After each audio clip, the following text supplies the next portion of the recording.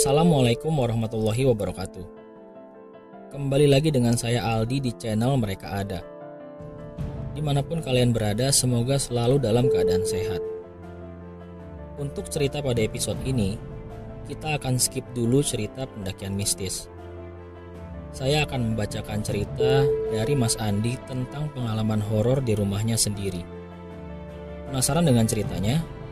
Langsung saja kita dengarkan bersama-sama.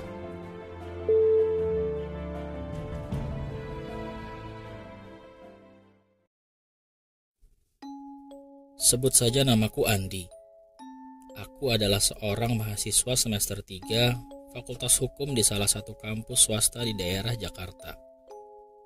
Kejadian ini terjadi sekitar 5 tahun lalu, tepatnya di tahun 2015. Sampai saat ini aku masih belum bisa melupakan kejadian itu. Karena aku masih suka merinding bila mengingat kejadian tersebut. Cerita berawal dari kami yang baru saja menyelesaikan ujian akhir semester di hari terakhir. Karena waktu baru menunjukkan pukul 12:30 siang, aku lantas mengajak ketiga orang teman baikku ini, sebut saja Fikri, Wawan, dan Dina.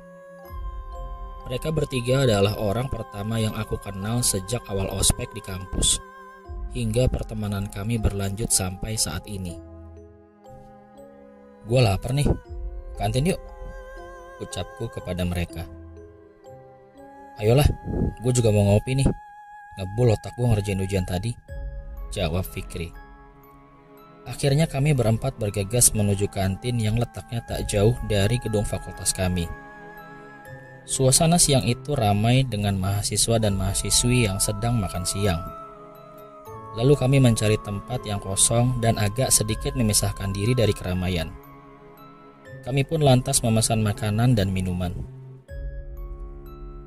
Ketika sedang menunggu makanan, tiba-tiba Wawan berkata, "Liburan udah di depan mata nih, kita mau kemana enaknya?" "Iya nih, liburan enaknya kemana ya? Basi banget kalau cuma di rumah," timpal Dina, si bidadari satu-satunya di tongkrongan kami yang periang dan bawel. "Mau ke pantai atau ke gunung ya? Atau ke tempat lain aja?" tambah Fikri. "Gimana kalau nanti malam kita omongin aja rencana liburan kita di rumah gua. Kebetulan orang tua gua lagi pergi 2 hari keluar kota, jadi rumah gua sepi. Gimana?" ajakku kepada yang lain. "Oke deh, jam 8 malam ya kita ngumpul di rumah Andi," jawab Wawan. Dari obrolan itu, kami sepakat untuk kumpul di rumahku jam 8 malam nanti. Setelah menghabiskan makan siang, kami pun bergegas pulang ke rumah masing-masing. Aku sampai di rumah pukul 4 sore. Setelah aku mandi, aku berencana untuk tidur sebentar sekedar menghilangkan ngantuk yang sedari tadi sudah kurasakan. Aku memasang alarm di HP-ku jam 6 sore agar tidak kebablasan tidur. Singkat cerita, waktu yang disepakati kami pun tiba. Jam menunjukkan pukul 20:00 kala itu. Namun belum ada tanda-tanda dari mereka akan datang. Aku mencoba menghubungi mereka lewat grup pesan singkat di handphoneku. Namun tak ada satupun yang membalas chatku saat itu. Mungkin mereka lagi di jalan kali ya, batinku saat itu. Sekitar 15 menit kemudian, ada yang mengetuk pintu rumahku. Akhirnya, mereka datang juga, ucapku dalam hati. Bergegas aku menuju pintu rumah dan membuka pintu. Kemudian, aku mendapati Dina seorang diri tanpa ada Wawan dan Fikri. "Loh, kok cuman sendiri, Din? Wawan sama Fikri kemana?" "Nggak tahu, gue nggak bareng mereka," jawab Dina. Lalu aku mempersilakan Dina masuk dan mengajaknya duduk di ruang TV. "Mau minum apa, Din? Biar gue buatin," tanyaku ke Dina. "Apa aja lah," jawab Dina singkat.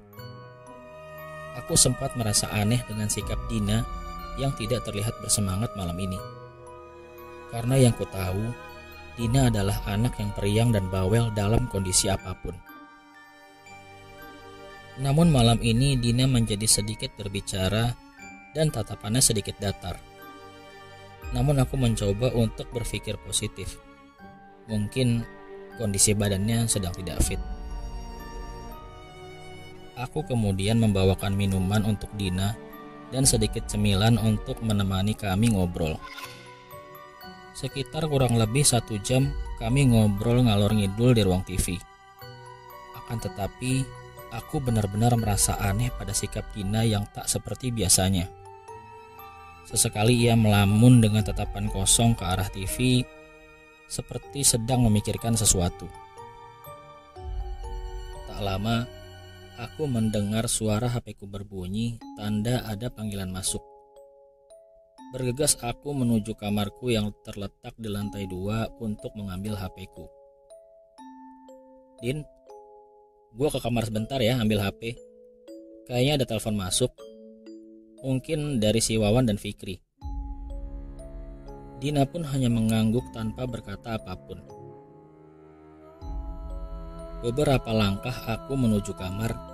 Tiba-tiba Dina berkata, "Mereka gak akan datang."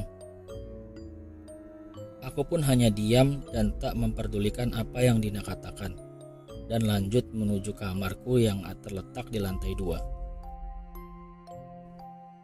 Sesampainya di kamar, aku langsung membuka notifikasi di handphoneku dan melihat sudah ada sekitar 7 kali panggilan tak terjawab dari si Wawan. Ngapain sih ini anak pakai telepon segala? Bukannya langsung datang aja, ucapku dalam hati. Aku kemudian menelpon balik si Wawan untuk menanyakan keberadaannya saat ini. "Halo, Wan, lu di mana? Udah jam berapa nih?" ucapku. "Lo kemana aja sih? Gua telepon gak diangkat. Ini gue dan Fikri lagi di rumah Dina. Mau ngabarin kalau motor gue mogok di sini. Jadi kita ngumpulnya di rumah Dina aja ya," jelas Wawan kepadaku. "Udah, jangan bercanda Wan. Lu buruan kesini. Ini si Dina udah datang dan nunggu dari tadi. Tapi lu berdua belum datang juga," timpalku lagi. "Ngaco lu, Di. Ini gue sama Fikri lagi di rumah Dina. Dina sama kita kok dari tadi," jawab Wawan. Terdengar samar-samar dari ujung telepon suara Dina dan Fikri. "Di, buruan kesini. Kumpulnya di rumah gue aja ya," teriak Dina dari ujung telepon. Seketika aku merinding. Tanganku gemetar. Jika benar yang bersama Wawan dan Fikri itu adalah Dina, lalu siapa yang saat ini ada di rumahku? Siapa yang sedari tadi ngobrol denganku? Aku pun kemudian menutup telepon dan berniat pergi ke rumah Dina. Tapi jujur, aku tak berani keluar kamar karena mengetahui bahwa yang ada di rumahku saat ini bukanlah Dina yang asli. Karena semakin takut, aku segera mengambil jaket dan kunci motorku. Niatku adalah segera meninggalkan rumah secepatnya. Aku tidak mau terjebak dalam situasi ini lebih lama lagi. Setelah semuanya siap, aku bergegas keluar dari kamar. Aku keluar kamar dengan sangat perlahan sembari memperhatikan kondisi sekitar. Karena aku khawatir sosok Dina yang ada di rumahku saat ini tiba-tiba muncul di hadapanku. Aku segera menuju tangga untuk turun. Namun yang membuat aku makin khawatir, di 5 anak tangga terakhir sebelum turun, aku dapat melihat jelas posisi ruang TV di rumahku. Bagaimana jika sosok itu yang sedari tadi duduk sambil menonton TV masih ada di posisi yang sama? Namun, karena keinginan untuk segera meninggalkan rumah sudah semakin kuat saat itu, dengan sisa keberanianku, segera aku menuruni tangga dengan perlahan.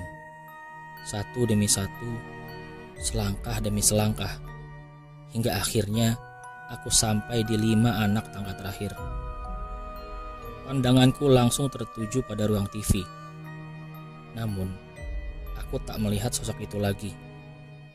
Kondisi TV yang sedari tadi menyala sekarang dalam keadaan mati. Segera aku menuju pintu rumah yang hanya berjarak beberapa meter lagi di hadapanku. Setelah tanganku berhasil meraih gagang pintu, tiba-tiba terdengar seperti suara Dina dari arah belakangku dan kemudian berkata, "Mau kemana kamu, Andi?" Sontak aku kaget dan seketika merinding. Aku diam mematung karena badan ini seperti sulit untuk digerakkan. Dengan nada bergetar, aku pun menjawab, "Mau cari makan, Din?" Kemudian dia pun menjawab, "Mau cari makan atau kamu sudah tahu?"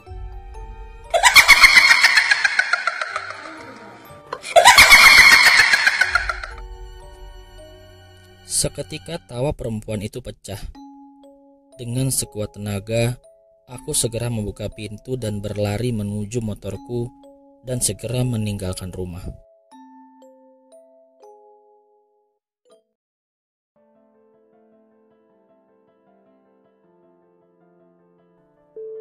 Oke, sekian dulu cerita singkat pada episode Mereka Ada kali ini. Tak lupa saya ucapkan terima kasih untuk kalian yang sudah mendengarkan cerita-cerita pada episode Mereka Ada sebelumnya. Bagi kalian yang ingin berbagi cerita horor, bisa langsung DM ke Instagram Mereka Ada Channel. Sampai jumpa lagi pada episode selanjutnya. Wassalamualaikum warahmatullahi wabarakatuh.